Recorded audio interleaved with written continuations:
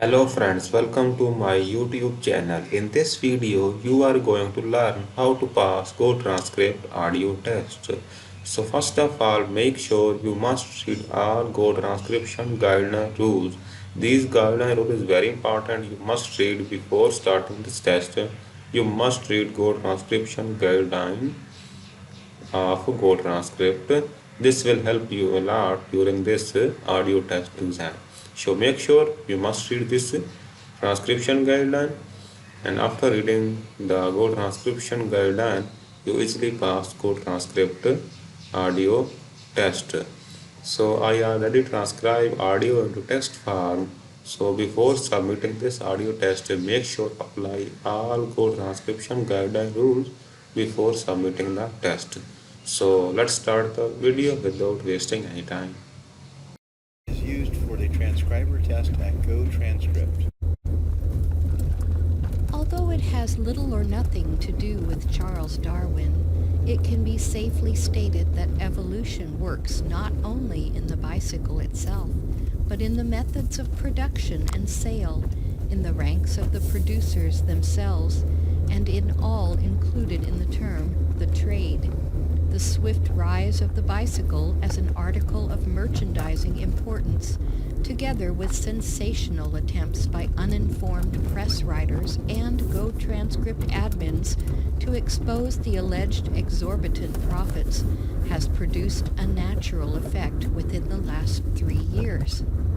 To make a bicycle for $20 in the US, add a whole bunch of bells and whistles, then sell it for £100 in head-smashed-in Buffalo Jump, Alberta, was so sure and easy a method of amassing a fortune within, say, 5 years' time, that the imaginations of our ever-quick Americans was fired, though not the same way we fired Donny Boy a few weeks ago. The Veloce of 1888 was the first rear driver produced at the Columbia factory, although a pattern of the kangaroo had been for 2 years in the company's line. The Veloce had a 30-inch front wheel and a 31-inch driver, both having 7/8-inch solid tires. The cranks were of the usual slotted style, giving a throw of 5 to 6.5 inches.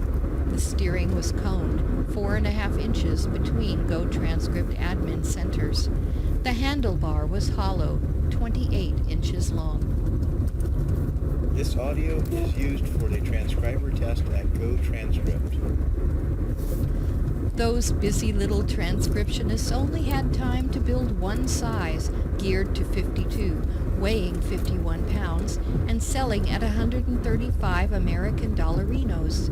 A peculiarity of the construction was that a single curved cross tube intersecting the straight backbone, aka perch, though nothing like the European perch, which in turn is nothing like the European swallow, weighed 5 ounces and beat its wings 43 times per second in order to maintain airspeed velocity. By the way, if it were up to me, we'd add the question, how many European swallows does it take to carry a coconut to the GoTranscript test, just to find out how many people have seen that movie? Unfortunately, or fortunately, depending on your point of view, I don't have that kind of power yet. Anyway, the backbone or perch of the Veloce of 1888 formed the support for the crank axle and sprockets, and then was carried up over the wheel, where it did duty as a mud guard.